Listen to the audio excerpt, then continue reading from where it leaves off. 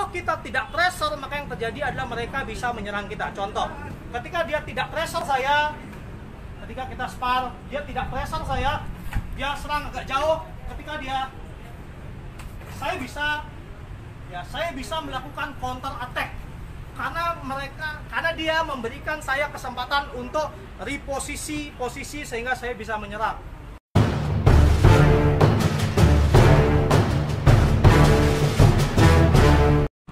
Nah, yang terakhir adalah bagaimana kita free flow dengan menggunakan posisi tidak siap. Sehingga ketika lawan dari posisi, ya dia posisi biasa kayak gini, saya hanya berasal dari posisi seperti ini, kemudian partner saya menyerang. Ulang lagi, ini posisi tidak siap. Saya hanya belajar melihat partner saya memukul kemana, kemudian saya hanya akan counter. Oke, ulang lagi. Oke, terakhir. Oh, kelihatan masih ya. Terakhir. Oke. Ini adalah posisi di mana kita tidak siap. Kelihatannya pola latihannya sederhana, guys. Tapi kalau kita tidak terbiasa, maka yang terjadi adalah kita akan bingung. Karena kalau nggak biasa kayak gini nih, terakhir mas. Kalau kita nggak biasa, tangan kita kayak gini, kita bingung nih. Lawan menyerang mana? Oh, yang terjadi adalah ketika dia menyerang, kita akan kalau sudah seperti ini, maka yang terjadi adalah kita akan babak belur, pasti.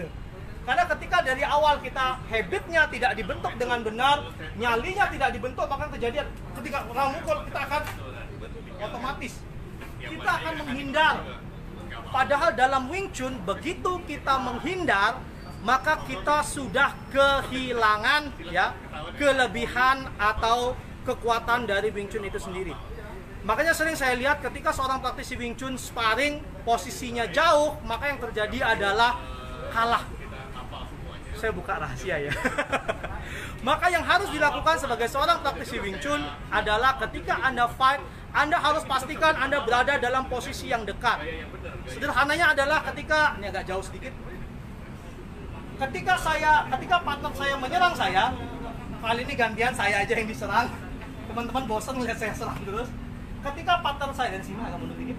Ketika partner saya menyerang saya dan saya mundur, maka seorang praktisi Wing Chun harus tetap mengejar sehingga jaraknya itu hanya pada satu ini. Ya. Kalau dia sudah lebih, maka dia akan susah. Oke? Karena Wing Chun sekali lagi close range. Sehingga ketika partner saya menyerang saya, maka dia akan selalu berusaha mencari posisi untuk memukul saya. Oke? Karena kalau kita pressure, ya, lawan kita pressure, maka yang terjadi adalah mereka akan berada pada defensive mode. Kalau kita tidak pressure, maka yang terjadi adalah mereka bisa menyerang kita. Contoh, ketika dia tidak pressure saya, ketika kita spar, dia tidak pressure saya, dia serang agak jauh. Ketika saya bisa melakukan counter attack karena dia memberikan saya kesempatan untuk reposisi sehingga saya bisa menyerang. Beda dengan ketika dia press saya, sekali lagi terakhir sebelum kita selesaikan, ketika dia press saya, maka saya akan mencoba tetap memukul. Kita lihat apakah saya bisa mukul gitu ya. Oke, ketika dia press saya, ya, saya tidak bisa memukul sama sekali. Karena kedua tangan saya itu terhalang oleh tangannya, dan saya hanya melihat kepalanya itu berada di muka saya dan saya harus mundur. Itulah pressure yang harus dilakukan oleh seorang praktisi Wing Chun. Itulah kenapa Sifu David sering sampaikan pada saya bahwa Wing Chun itu violent and brute, kejam dan brutal. Itu bukan berarti kita anarkis guys, tapi nature-nya kita harus press lawan sehingga kita dapatkan benefit Wing Chun sistemnya, yaitu pertarungan jarak dekat. Ketika pertarungan jarak dekat kita dapatkan, maka 99% kemungkinan kita bisa menang dalam pertarungan.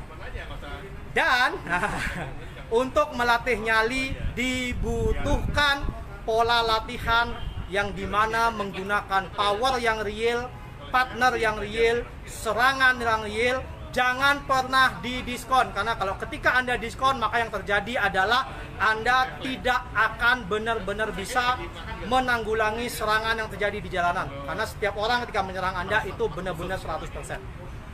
Oke?